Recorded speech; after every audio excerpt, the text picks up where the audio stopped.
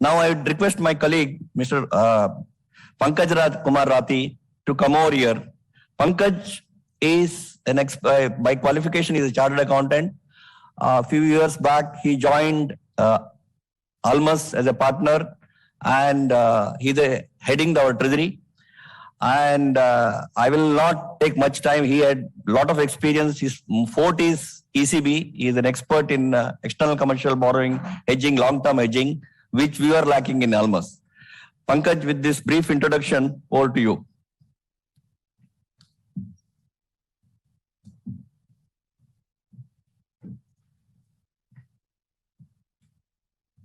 Good afternoon, everyone. After a very enriching 3-hour sessions on a macro, we will really reach now to a corporate level discussion.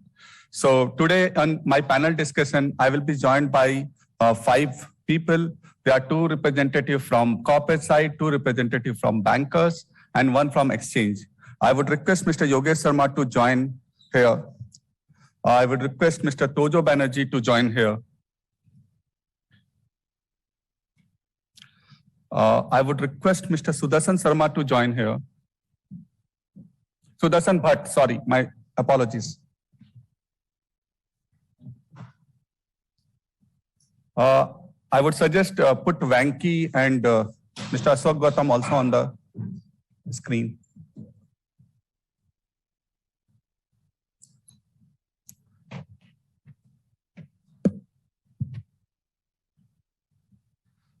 Now, I would be putting up opening remarks, and then I will request all panel members to speak for 3-4 minutes. I must say, and probably all would agree, that we are in really exciting times, experiencing something which may not be repeated for quite a long time in near future. Hopefully, the world is going through numerous transitions, be it a climate change, be it pandemic, the overbearing issuance of pandemic and its numerous waves, or the immensely influential technological transitions. As the world moves, so shall the ways of operating. Hence, it shall be good on my part to state, even corporate treasuries are shifting their paradigm to deal with all these transitions. Just what we would aim to imprint further through our conference this year. In my personal experience, all textbook, theoretical workings of economy, markets and interlinkages between different asset class failed miserably in last 2 years. I would like to go on a limb and ask this question: can all central banks be termed as gods of financial market, at least for last 2 years? I get reminded of a joke in the initial phase of this pandemic, which says that aliens on the planet, the duty of central bank is to print money. Looking into hindsight, I must really acknowledge them for their management. Can we say globally, central bank's role in some form and fashion to maintain price trajectory or enabling interest rate which can achieve growth without much impact on prices and appropriate employment. Very recently, very famous Howard Marks has released one note which named as Winds of Change. And he highlights, or rather asks, whether central bank duties are expanding, the role of central banks are expanding.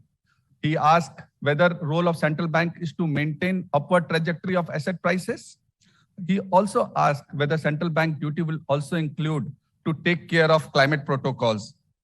It looks to me as a demanding nature of human being. It has reached KRAs of central banks. Anyways, all these stories putting aside, it brings me to the most important question today. I wish to put forth today. Has the demanding nature of human beings have also reached treasury KRAs? Like we are questioning for the central bank. Treasurers have firmly become business partners, some bit technology experts, risk managers, and even opportunity spotters. They often lead fundamental change within the company according to the markets, business models, and technological shift. Earlier, they were responsible only for managing short-term cash flows, interest rate, and currency risk, which seems to have broadened today to take care commodity prices risk, cost of borrowing, as well as controlling the logistic expenses. This is the major thing which was happening in last 9 months to 12 months. And many more things. In light of expanding role of a treasury, technology will take out clerical efforts of managing various information By digitalizing data, roles would be more critical and analytical in nature and execution oriented. It means that knowledge of data science would be must in coming days for treasury role, in addition to existing knowledge of our interest rate and foreign currency risk. In coming discussion, we will have coverage on treasury role in uncertain environment, in a low success of a forecast, transitory inflation, or whether it's a transitory growth. Major shift in technology, changes in regulations, which actually focus now to everybody, how the hedges can be taken. Regulator effort is to basically give more products to the market. I have missed out on one important transition, which is basically a LIBOR transition. This is going to happen very, very soon. The new set of reference rate and benchmarks would be very, very currency specific, and they have got some kind of a very small historical data. Time is now for treasurers to be proactive, ready to effect change and demonstrate strategic value. In this changing paradigm, would the following pointers be required to be acted on? Incorporating more scenarios and allow for more volatility. Usage of technology and digitalization. Digital currencies are making news every day. Whether treasury will cover risk for everything, whatever it moves. Usage of specialist and outsourcing, that will be more and more focused now. I represent Almas Risk Consulting, and we specialize in providing advisory, consulting, and outsourcing for FX, commodity, and interest rate risk. Why am I highlighting this? Because I just want to say that we are not biased. We just want to create a healthy discussion in all formats. Lastly, in our efforts to further develop the corporate treasuries, we bring together some treasury veterans to discuss about the major development that have impacted treasury over the past decade and the lesson learned in order to help shape the future. That with all, I would introduce my panel members. First of all is Mr. Yogesh Sharma, who is basically our client for last almost 6 years. Mr. Yogesh Sharma is CFO of Aditya Infotech Limited. He's a fellow member of Institute of Chartered Accountants of India. With over 30 years of experience in corporate accounting, taxation and financial management, Mr. Sharma has been the guiding force behind the many great endeavors the company has taken and played a key role in ensuring their success. Mr. Yogesh Sharma, please. Tojo Banerjee is MBA and a fellow member of the Institute of Cost and Works Accountant of India. Mr. Banerjee is a senior professional with more than 23 years of experience in banking and financial services sector in the field of business development, sales and marketing, credit administration, and operations across financial center. Currently, he is vice president and heading derivatives business of largest stock exchange of India, NSE. Mr. Sudarshan Bhatt. Mr. Sudarshan Bhatt is presently heading the treasury of Union Bank of India in the capacity of general manager. He has got a cumulative experience of more than 2 decades in investment and international banking function. He's a postgraduate and certified associate of Indian Institute of Bankers. Mr. Ashok Gautam. Mr. Ashok Gautam is a finance professional with more than 35 years of experience in various tenets of banking, such as treasury, relationship management, credit international banking, branch management, and trade finance. Mr. Gautam is presently Executive Director and Head Treasury of IDBI Bank Limited. And finally, we have got Venki. Mr. T. Venkatesan has an experience of more than 35 years and especially 29 years of experience in treasury domain. He was one among the 2 members from India involved in formulating the Global Code of Conduct and offered his experience and services. He also vice chairman of India Forex Committee. Venki is an agriculture engineering graduate with a postgraduate degree in finance from Jamnalal Bajaj Institute and is also a CAIB. Thank you. With that, I would request Mr. Yogesh Sharma to address us. Good afternoon, everyone. And thank you, Almas, for inviting me for this panel discussion. And thanks, everyone, for attending this panel discussion. The role of corporate treasury is increasing in successful implementation of business strategy and driving shareholders' value. The role is moving from just providing data to data analysis, strategic planning, and decision making. The COVID-19 has further pushed treasury professionals to play a more strategic role in safeguarding the interest of the business. Cash flow forecasting and monitoring is one of the most important aspects of their job, followed by CapEx, risk management, and liquidity management. Keeping sufficient cash buffers and optimizing working capital has become more important. Cash has become king once again. Hedging was always important. A lack of hedging continues to cause issues. Many corporates have suffered lower earnings due to significant unhedged positions. Minimizing impact on P&L is one of the main objectives of Forex hedging. Recent developments have brought supply chain risk and commodity price risk also into the picture. Cash may be the king, but technology has now taken center stage. Investing resources wisely is the key. Speed is very critical. So nobody would have thought just 18 months back that working remotely is possible.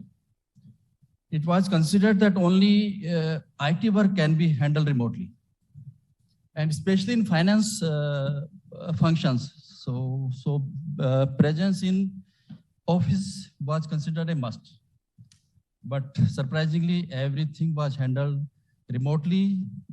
All banking transactions were done sitting at home, even purchase payments, import payments, where a lot of documentation is required, and even audits were handled sitting remotely. So, and it goes without saying that it all have been possible with the help of technology. So technology has become very important, and corporate treasuries has become more technologically oriented. In order to meet today's requirements, having the right technology to cope with any major disruption is critical. Treasuries are using power of technology to have more visibility and control, real-time management of risk, liquidity, exchange rate movements signifies the powerful shift in the role of corporate treasury.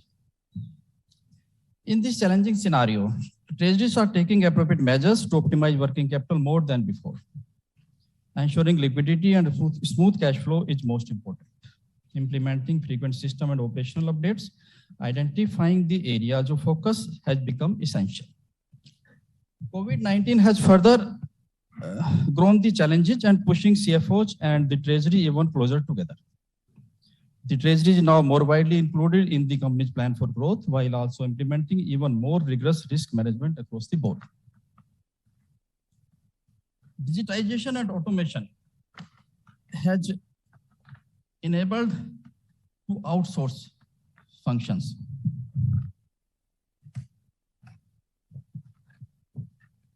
And outsourcing, if executed well, it can reduce cost, improve efficiency, and give more free time to in-house treasury to give more time on value-add duties. CFOs may want to keep their eye on the future, but to do so, they need a treasury function that keeps its eye on the present. And only by balancing these two, the organization will be able to achieve their strategic goals. Ultimately, the relationship between the CFO and treasury will continue to evolve as the world moves beyond pandemic. The hope on both sides is that by working even more closely together, they will deliver beyond their defined targets. A simple but good definition of the role of treasury could be summarized as to ensure the right amount of cash at the right time, at the right place, and in the right currency under various scenarios. Thank you so much.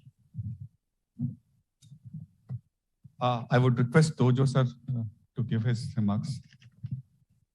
He would be sharing his remarks with exchange perspective. Good afternoon, everyone. At the outset, I would like to thank Almus for having us invited in this event. And it is really, I'm hearing from the morning, it was really a good session where discussions are really very relevant in today's time. So I think everybody knows National Stock Exchange. In today's world of startups, we are actually one of the most successful startups who started 27 years back. So as somebody in the earlier panel was talking about that SEBI was not created even 30 years back. Yes, SEBI has been created after NSE has been created. So in this journey of 27 years, we have become the world's largest derivatives exchange for the last 2 years in the number of contract size. And also we are a quasi-regulator. So our start and end at doing only business. We are also regulators for the trading members. So we have always been a business which is not only taking care of the stakeholders, shareholders, and also they are working towards bringing the economy more, making things which are relevant to the economy, working with SEBI and government. So as my earlier panelist has told that COVID-19 has made work from home quite a normal thing. This whole period, the capital markets or any market never stopped for a day also.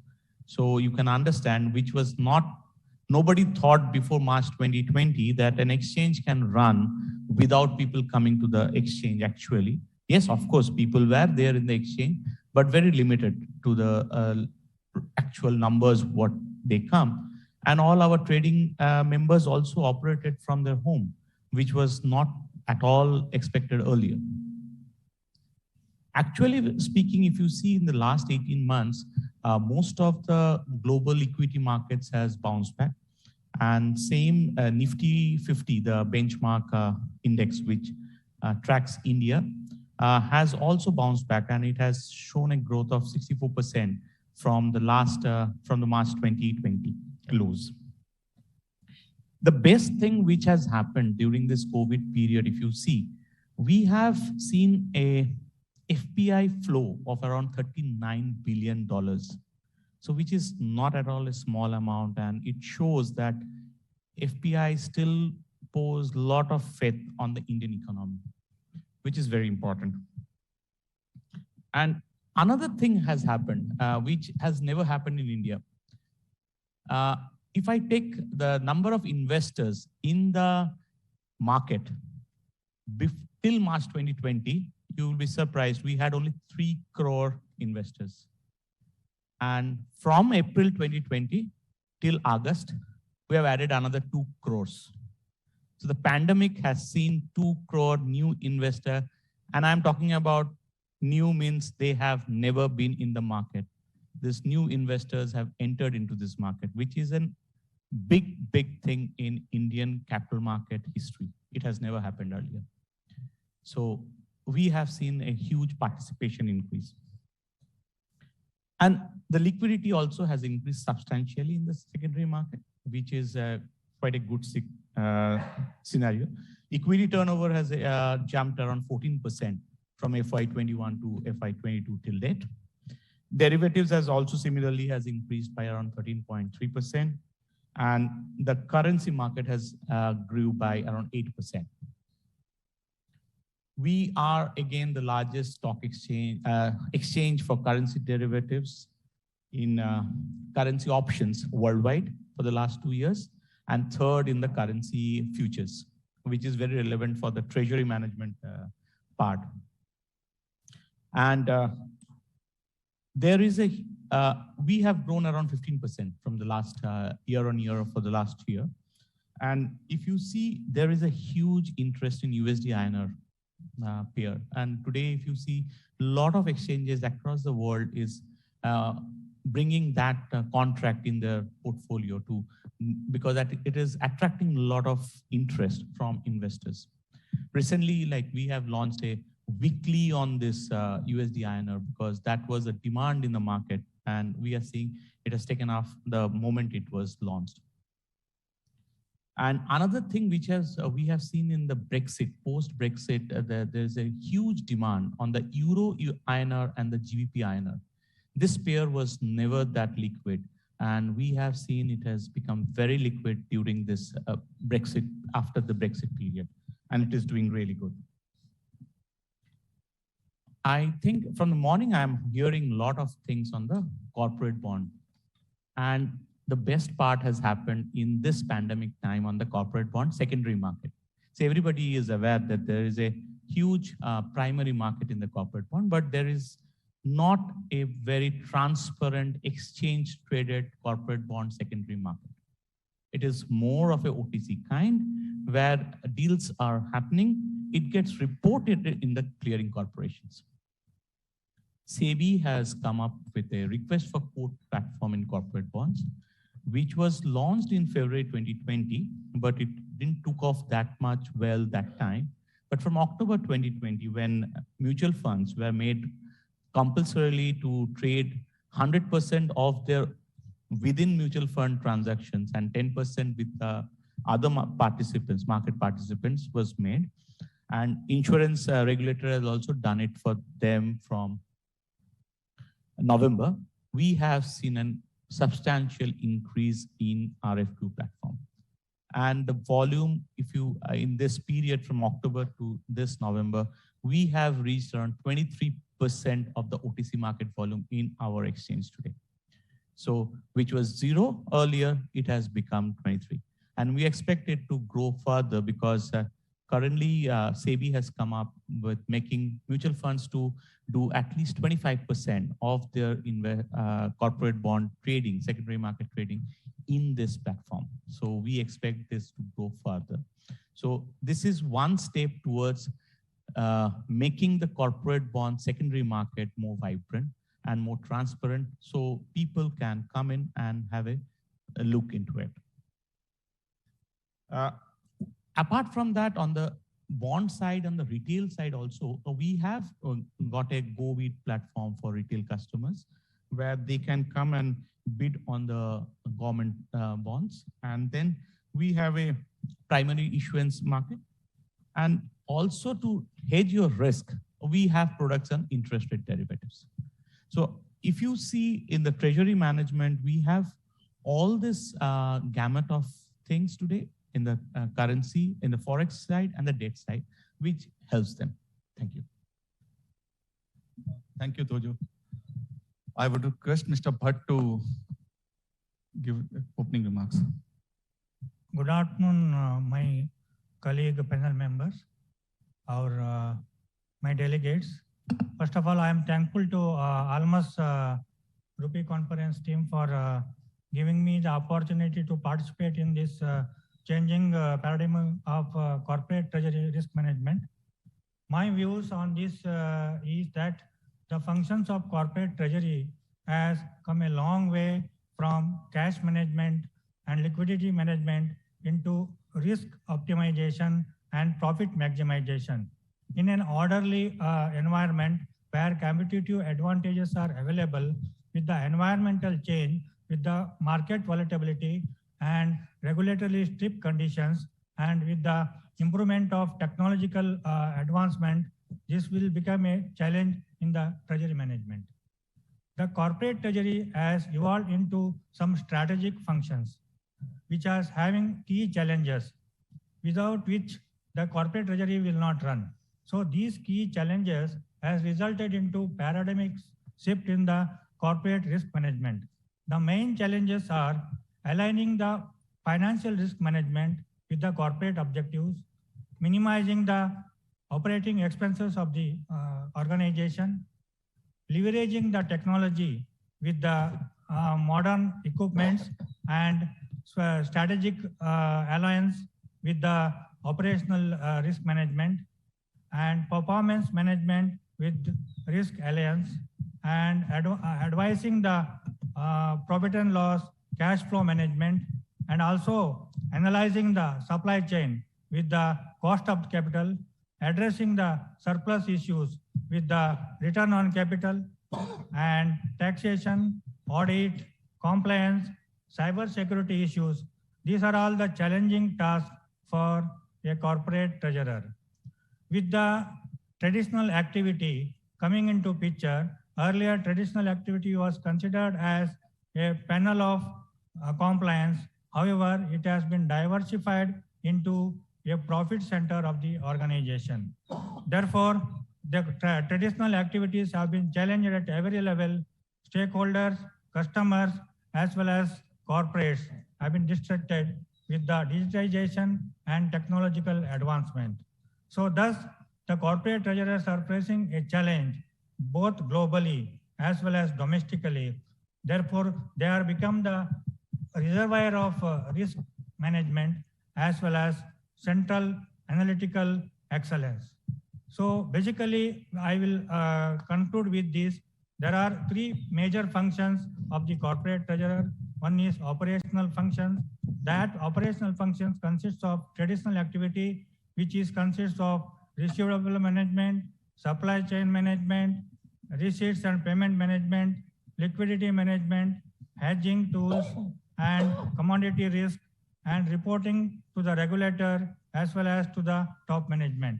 These are the traditional activity. Now coming into the second aspect, that is most challenging one, that is analytical ability and reporting to the top management. With the development of technological advancement, with the analytical ability of ABC advantage, that is artificial intelligence, blockchain technology, and cloud technology. With this, the corporate treasurer has to analyze the facts of the cases individually and come to a conclusion with the available audited, unaudited data, so that he can able to present and become an enabler to the organization to put forward the new ideas, so that the corporate organization can go forward and become the get early bird advantages in this regard. So third advantage is strategic functions. This strategic function come into account with the introduction of various technological upgradation, machine learning, artificial intelligence. With that, the corporate treasury can able to analyze the data, audited, unaudited, as well as to understand and interpret, so that he can able to predict future things in advance, so that we can able to give a hint to the top management that it can be implemented, and he will become the enabler to the organization. With this enablement, the organization can able to compete with the competitors and get the early bird advantage.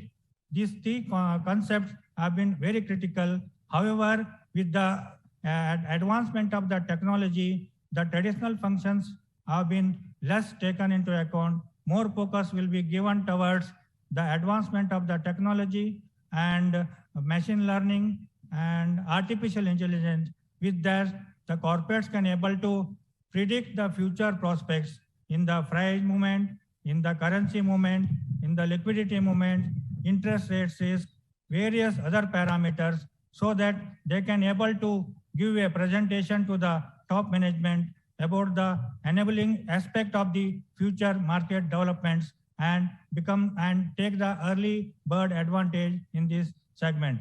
With this scenario, I feel that the corporate risk management has been changed dynamically from the basic compliance oriented towards complex oriented, where the profit targets, where the compliance, other than that, various other new technology developments and taxation and compliance issues, all those can be handled by the treasurer independently, and it will become a win-win situation to both the organization as well as to the corporate.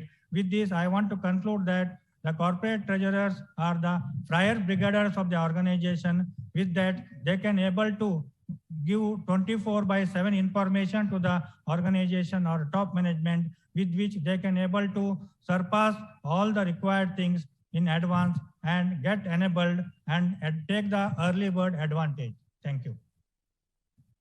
Thank you, Mr. Bhatt, for elaborating treasurer roles in such a much required details. Really appreciate it. I would request Mr. Ashok Gautam to put up his remark. My request would be that we want 20 minutes for our panel discussion. So we'll try to keep it for 4 minutes for both of you. I'm really sorry for that. Otherwise, I will be standing between the lunch and the this discussion. We are not able to hear Mr. Ashok Gautam. He's mute.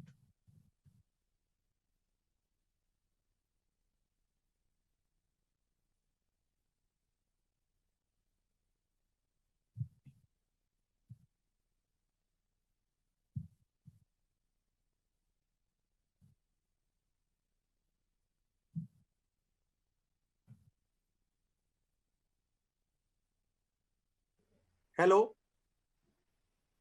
Are you getting my voice?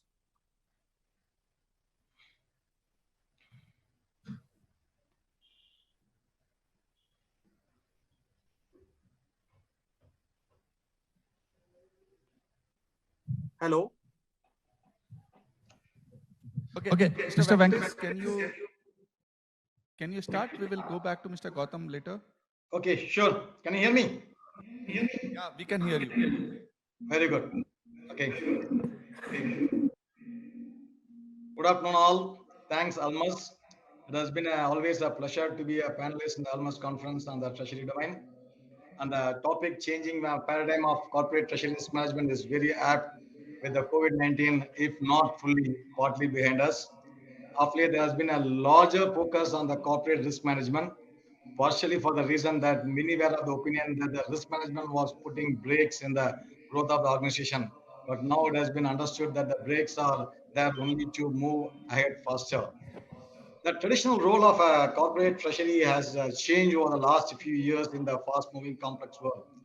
In addition to dealing with the financial markets volatility, corporate treasurers face the new challenges posed by the new compliance requirements, tax, and regulatory initiatives globally while coping with the ongoing evolution of their own business model. It has progressed from being a transaction and reporting center to a risk mitigator and evolving center for business strategies. The role of the corporate treasurer has changed primarily from managing effects on interest rate risk and liquidity to a database risk manager responsible for managing the bottom line of the corporate. The role becomes crucial in the current global regime with a higher cost of production and service threatening to erode the corporate margins. The treasurer has to work closely with the business to give comfort and guide in costing and pricing of the service or product so as to ensure the company remains competitive in the market. The survey from the top 4 audit firms shows that almost 70% of CFOs have, or 70% of treasurers have a mandate from the CFOs to be more strategic. In these changing and challenging times, the role of corporate treasurer is therefore extremely important in maintaining and expanding market share, protecting margins, participate in the currency movement, save the cost in borrowing, and earn more in their investments. The integrated treasury approach with all forex, fixed income, commodities under one umbrella brings more synergies with the external functions like M&A, taxation, MAS, and planning. With the FX markets opening up again to exotic derivatives, treasurers have to evaluate the suitability of these, and also they have to validate if these align with the corporate risk philosophy. It's necessary not to add any new risk to a balance sheet. The future world is not going to be a plain vanilla. The role now involves the treasurer to take a more future-looking approach, well versed with the regulatory, accounting, legal, tax, and implication as well. Many of the corporate treasuries have undergone transformation in the finance treasury units triggered by technology innovations, new regulatory initiatives, and business requirements. As a result, today's environment for these corporate treasuries are highly complex. The treasuries have moved from manual to automated, scheduled to real-time processes. In the digital world, information is wealth, and real-time information on global exposures, hedges, cash positions, and credit facilities across the banks hold more value. Any global crisis in the past had brought the digitization more into process in every part of the organization, and more particularly in the treasury operations. The artificial intelligence, machine learning, and blockchain have slowly, steadily crept in the corporate treasury function over the last 2 years. Like Mr. Kadir said, MS Excel sheets have been replaced by dashboards, which are very much user-friendly, and management can take appropriate decision immediately. The entire manual data kept in Excel sheet has been replaced by ITMS, Integrated Treasury Management System. Data mining is the talk of the day, and effective use is made out of it. Risk management has become the prime focus in all treasuries. The digitization has brought in many risk management tools and regression models, throwing alerts on the rating migration, raising red flags in issuers' financials, and monitoring limits, etc. But whatever it is, I think whatever the advice given by the bank treasuries to the clients, they are holy words and followed by the clients. But however, in the last few years, the outsourcing of treasury activities have become necessary due to complexity in the activities, market volatilities, and availability of various derivative structures, mitigating the risk to the balance sheet. Corporates who don't have a structured treasury or a skill set to manage that market risk and credit risk resort to entities providing value-based services. Large number of corporates utilize a treasury outsourcing beyond the traditional advisory role to execute the transaction. Data security and confidentiality would be the primary concern for these corporates looking to outsource their treasury function. And outsourcing is going to continue in a larger volume with international trade picking up across the globe. I think thanks, Pankaj. I'm back to you. Let me end here. Then we'll have more things subsequently. Thank you, Venki. Can we switch on to Mr. Gautam? Yeah, Mr. Gautam, we can start now. Yeah. Pankaj, are you getting my voice? You are audible. Oh, perfect. Because I was just wondering, my voice is not reaching you. I am not able to be in the conference room, and I will certainly be missing the lovely lunch buffet which you have spread for everyone. But thank you for inviting me. It's always a pleasure to be part of the Almus conference from day one it started. And so I think a lot of things which we have heard from our panel members, and really happy to be in the august company of such stalwarts. I would like to, keep it a little narrower, but that narrower actually is a paradigm shift for the corporate treasury and for the treasury of the bank. That is September 21 Reserve Bank of India circular on derivatives. And that is something which, everybody sitting in this hall, or, those who are with us virtually, I believe that number is 1,000 plus. Thank you, Almus, for this phenomenal gathering which you have been able to get. This is going to, affect each one of you, the treasurers from the corporate to the banks. And RBI has really, opened up this field. One of the beautiful things which they have done is they have now very clearly defined, what is a structured derivative and what is generic. And in the generic, I think whatever market wanted, they have actually added there in the definition of generic derivatives. So, we all talked about corporate bonds, and the corporate bond market can only flourish when there is a credit default swap market. So the credit default swap also is now part of the generic setup. So CDS is there, foreign exchange swap is there, interest rate call put options are there. So all these are now properly defined in that circular, and they are part of the generic derivative definitions. And OTC derivative definition also now includes deliverable and non-deliverable derivatives. And also it includes the trading which is done on electronic trading platforms. So I think, market couldn't have asked for something more than that. And come 3rd January, and that's going to be a new paradigm, which the corporate treasuries and the bank treasuries are going to face. Now, some of the things which I would just like to, highlight here is that there are certain things and some responsibilities which Reserve Bank of India has put on the corporate treasuries and the bank treasuries. There's something which we have to be clear from the bank treasury side, which is, whenever a new product is offered, and because as a treasury, we need to hedge the exposures which are there, likely exposures, or the real exposures which are already there. Then what are the objectives of the product which we are going to offer to you from the bank side? What are the type of targeted clients? How the product addresses your needs? This is extremely important for us to actually define it when we are trying to finalize that product. And this is one keyword which has come, it now talks about all risks. It doesn't talk about key risks. Now the circular talks about all risks that a client would potentially face, that really, adds a new dimension to the way derivatives will be given to you all. And what is going to be the payoff profile, pricing, cost, fees, and with analysis of their components to be incurred by a client, and measures necessary to mitigate any conflict of interest. Now that is something which, I am also trying to understand, how this is to be tackled, and, how we all will, look at this. And not only that, it's not only that Treasury can decide simply to offer these products. within the bank, the chief compliance officer and the chief risk officer, they have to also sign off on these products. So once these things are all done up, then we are ready to offer these products to the clients. And for the clients, there are two simple categories. It has become very simple. Again, a new paradigm for the corporate treasury. So just check whether your net worth is 500 crore or above. Then obviously not only the generic, you can also be given the structured derivative product.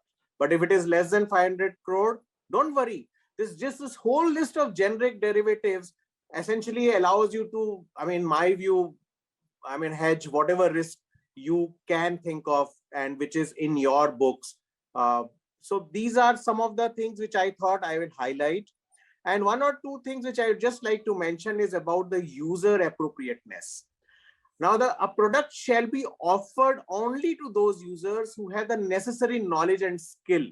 And that's where Almus comes in. They will be your knowledge and skill partners to understand the nature, pricing, and risks of the products, and who have the financial ability to bear these risks and have a risk management framework consistent with the product being offered.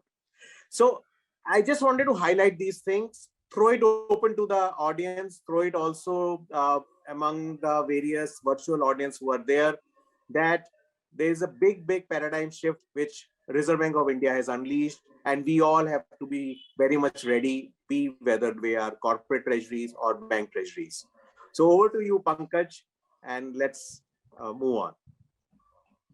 Thank you, Mr. Gautam. And basically, you have raised that, basically you have discussed the circular, which I was also referring to. The circular makes a clear distinction between a retail and a wholesale participants. Now, my question to you and the other banker in the panel, Mr. Sudarshan Bhatt, how does it impacts economic impact for the retail and wholesale investors? Both are the same. Let me put up there are two of my clients who has got net worth more than 500 crores, and they want to do a cost-effective solutions. They have a knowledge, they have a wherewithal to do a structures. They have earlier doing it. Now suddenly they have to do only simple call spread, or they cannot convert INR liability into a FX liability because of this restriction of a 200 or 500 crores.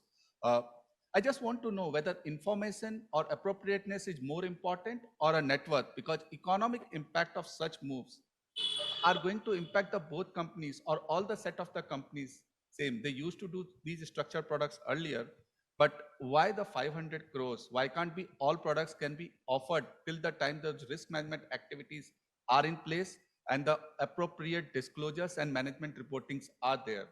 So I hope that I would have made question clear. Mr. Gautam and Mr. Bhatt, you can respond to this. But sir, Mr. you would Gautam like to first. go? Okay, I'm going first. Okay. So I when I was just coming to the last part of my opening comments, there I made a statement about what Reserve Bank of India is saying, that you must ensure that the clients have the financial ability to bear these risks. It's not only that whether you have the understanding and all. Obviously, those things are required. So that's where that criteria of net worth of 500 crore is coming. I think let us give it a chance. The market has just been opened up. So many products have just been very clearly defined and brought into the generic framework. So, even if your clients you're talking about, and if their net worth is less than 500 crore, if you just look at the generic list, boss, this is a dream come true. Earlier the generic list essentially was only for foreign exchange and some paid options. But now I think everything is there. I think let's chew a bit. Let's try to digest it, and let's see whether it suits our system, and then probably we'll ask for more. I think let us give some time for this circular to be come and implemented in letter and spirit by everyone. And then I'm sure we by the time next year when we are in Almus conference, you will realize that people are actually very happy with the kind of products which have now been given to allow them to use for hedging their exposures. Over to you, Pankaj. Thank you, Mr. Gautam. Thank you. My view is, as all market aware that since 2007 to 10, lot of mid-size and MSME clients from the southern side part of the country have without having any knowledge and appropriateness, they have betted on the currency movement and they have lost heavily to the extent of 5 to 6 billion. And they are betted their exposure with the international currency, which they are not aware of which currency itself it is. So that is why it is very clear that before hedging the currency risk or interest rate risk or any other risk, they should have a knowledge of the subject. So that is what in the circular it was made clear that the customer as well as the banker. Now onus is on the banker. Banker has to see that they should properly educate the customer about the utility of the product, what is the risk involved in that, and they should also see that this should be used only for hedging purpose, not for speculation. Because if you go to the other side of the market, if they bet it, they should have a proper net worth or capital to wipe out this contract. So that is the main reason. So in order to facilitate the orderly development of the market, RBI came out with a very clear circular. So has to have a proper understanding about the product features and what are the appropriateness to be required, what is the risk element, what is the disclose to be made, and what is the document to be undertaken, and who are authorized to undertake the transaction, and this has to be properly documented. That is the reason I believe they have come out with the circular. In the coming day, it will be smoothened further depending upon the requirement. But my view is that unless otherwise for hedging purpose, nowadays no corporate is going for betting on the speculative activity. So after that incidence, this speculation activity has come down drastically, and the derivative, unless it is exotic or structured to meet the interest rate risk or currency risk, this hedging has been done nowadays. Thank you, Mr. Bhatt, and I fully acknowledge that all risk management activities should be in place, the structure should be in the place to take any kind of a hedging decisions also. I really appreciate, and I'm thanking Mr. Gautam to show us some hope that all this circular would be applicable to everyone, maybe after some time. Pankaj, I would like to add a few things from the corporate side. Okay. Can I go ahead? Venky, you want to add? Yeah. Yes. Yeah, please. Can you hear me? Yeah. Can you hear me? You see, I would like to take the lead from what the last point Sudarshan said. Okay. See, it is not that one, this is, to say precisely, this new derivative structure is not a new one to corporates. We had, in fact, we had dealt in all these products in 2006, 7, 8. Okay. After the world, global financial crisis, it was to be stopped. And in fact, but one thing I'll tell you, I am asking, putting one more question back to you. How many corporates having the net worth above 500 or will be interested in taking all these structures? I'll have one reason basically for the reason is that, okay, now almost above 500 crores net worth or the revenue people are the corporates, they are supposed to follow the Ind AS accounting system. Under Ind AS, many of these structures are not considered as a valid hedge. Okay, doesn't qualify as a valid hedge. Under those circumstances, I can give an example talking about the digital. Digital option is not a hedge at all. It's only money making, or you can say that I don't want to use the colloquial Bombay language. It's a SATA game. Okay, you gain or lose. That's all. That's the only thing. So it is probably people might think that okay, they will have a lot of opportunity from this circular, but I am little conservative on this point. Okay. In fact, unlike earlier in 2007-8, this time the regulators will be very, very careful to ensure that no mis-selling happens to the clients. Okay, with that background, I doubt. Okay, and in fact, if you ask me, I think I will be waiting rather than jumping on the day one. Okay, because we have seen all this. I got your point. Basically, now in the morning also, Mr. Mahalingam was highlighting that now boys have grown into daddies and they are big ones. So I appreciate that 2007 to 2010, everybody has a impact on these derivatives, but we don't know how the market is ready, much better ready to take all these things. The other point which I try to make is basically, I'm saying economic impact for all those currency movement are similar, whether the scale of the business is small or large. Anyways, I got your point, and we should be conservative. And I am also aware that all this should be done with the intent of hedging, not in the name of hedging. Absolutely. Thanks. Yeah.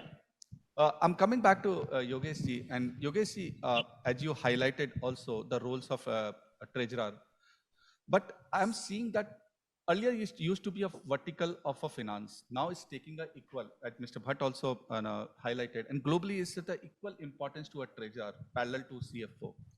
How do you see this trend evolving in India? Whether you think there would be some setups required, there would be something required to give a treasurer a similar responsibility and as a CFO?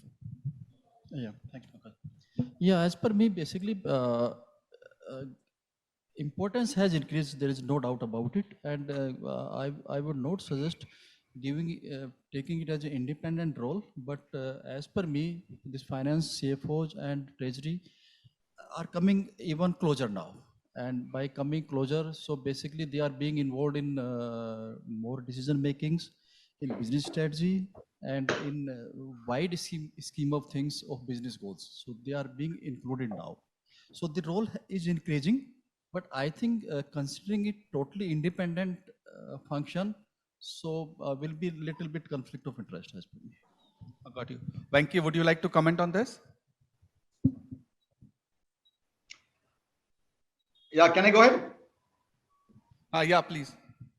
See, the increase in international trade across the globe, the Treasury has actually gained a very strategic position within the organization. Treasury has not become an independent function now, okay? But the Treasury has got more integrated with the other business function. If I want to tell you, the concept of the profit center is slowly waning out, and all these profit centers are becoming either a cost center or a service center. The core principle of Treasury is only to protect the core business, profits from the core business. Okay, the Treasury needs to understand the corporate risk philosophy and advise appropriately the board about the structures, instruments, what they can undertake. The complexities in the markets business actually have led to a lot of derivatives also getting difficult, like which some time back we discussed. But at the same time, okay, we have to ensure these derivatives are used only for taking advantage of the movements, currency movements, or interest rate movements. At the same time, we benefit out. We don't add any risk to the balance sheet. Okay. And in fact, one more thing, actually, I wanted to add to this one. See, until some time back, the corporates were actually looking at net hedging only. Of course, I don't find fault in that one. It's also a type of hedging only. But now, off late, with the advanced technology and the consultancy firms available with a lot of advisors, okay, they have resorted to gross hedging as they don't want to lose the opportunities which is actually available in front of their eyes. Actually, this is possible only if the Treasury plays a very, very strategic role in protecting and increasing the profits. Yeah, got you. Basically, in your opinion, the Treasury has got getting an independent role. Yeah. I know we are running short on time. We have got only 4 minutes left. I'm coming to you, Tojo, with 2 questions. One is basically, we are basically a competitor or maybe an importer from a China of a lots of product. Yeah, your exchange offer products on GBP INR, USD INR, JPY INR, but we have got the maximum, I think, imports from China. Why not hedging products on CNY INR? I think many of us import goods from China, and they have started invoicing also in CNY or CNH. Yeah, no, I agree to your point. And actually, we have applied for this product also to SEBI, but it is under consideration. So once we get it, we can launch it. We have understood the requirement, and currently, as I was telling in my opening remarks, that lot of other pairs apart from USD INR has taken up now more interest among the investors. So we thought this being the most actively used by importers, we have applied for it. We are waiting for it. Oh, thank you. Another thing is basically the market timings.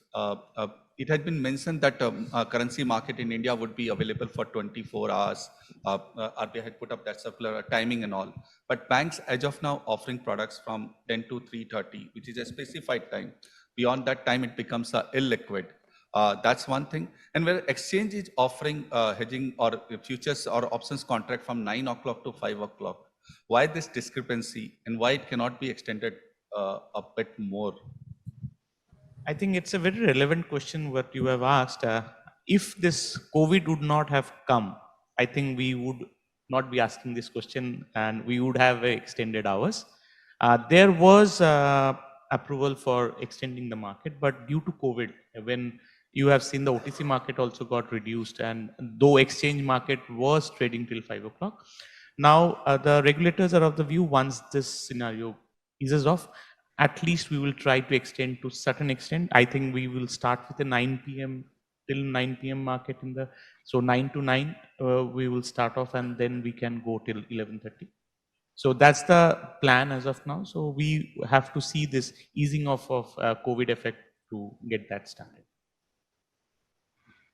What's up? Bank timings are going to get normal very soon, or it's going to be 10 to 3:30 for long? Now, as of now, up to 3:30 is there, but we are representing for normal timing. I think shortly it may happen. Thank you. The last question, which I'm basically referring to all of us, in a sense, your thoughts. Basically dealing in derivatives and it's basically a leverage products. I'm sure that all corporate treasuries, and there's a requirement from RBI also, that it should be a compliance oriented, would be taking care of all rules and regulations and company policy. I would suggest that everybody can put up a closing type of remarks for this, because there's a compliance is very, very important. Corporates are there. How do you basically prepare a compliance framework, how it should be reported? Everybody can share their thoughts on this.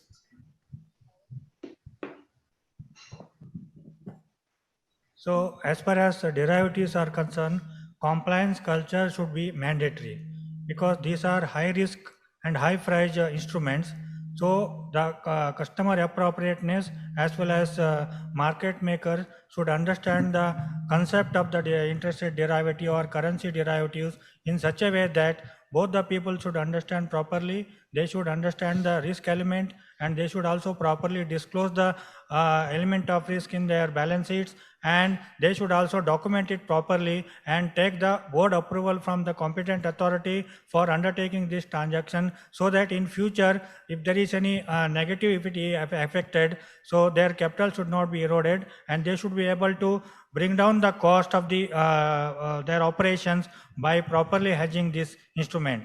That is what the idea or reason behind that circular. I think if you see, we have come a long way into the regulation part, and it is not the same scenario which was there in 2007 to 2010. And in the exchange platform, if you see, it is quite a highly regulated, because currency derivatives is regulated by not only SEBI, it is also regulated by RBI. And as because RBI is also there, and there are certain restrictions on all corporates, and it is getting tracked OTC and exchange together. So I would say today the regulatory aspect or the compliance aspect on the currency derivatives is quite strong, at least in the exchange front. Yeah, I totally agree here. I think rather than going into more regulations, more compliances, I think checks are required. So I think there are enough checks in NSE, and derivatives and especially options are very complex products. And even like getting certificates from CAs, so it becomes very difficult. So they don't understand that much about the derivatives, options. Even I think in corporates, the options are not properly understood. So I think rather than bringing more compliance and regulations, so I think open market and checks are required. Yeah, whatever checks are I would needed. just add one thing, what he was talking about. If you see last 2-3 years, we have seen the maximum participation of corporates have increased in options. The option market has become more liquid. Venki? Yeah, and see, I would like to say, as I was telling in an earlier statement also, all these structures literally do not comply with hedge accounting thing. Okay. So I would suggest, in fact, the board should be very clear what are the structures, or if not the board, at least the risk management committee should be aware of the structures, what comply with the hedge accounting standards. And anything which is not compliant with hedge accounting standards, I think the corporate should have a separate limit with a proper stop loss limit, okay, everything approved by the board. So that's the best way to do it. In fact, if I understand, the regulator RBI has introduced all these things to ensure that we get more business from offshore, because India, they wanted to bring the India market into onshore. That was the reason to go ahead with this one. At the same time, we also get we should get benefit out of the move which is taken by the RBI, and at the same knowing what the maximum risk or maximum impact the corporate or the company can have, that they should be aware of that one before getting into or jumping into water. Final words, Mr. Gautam. I have only 3 words: compliance, compliance, and compliance. Thank you. Thanks a lot. I'm thanking every one of you. It's really quite enriching for me and for everybody here. Thanks for your contribution. Thanks a lot. Thank you. Thank you, Pankaj. Thank Thank you. you, everyone.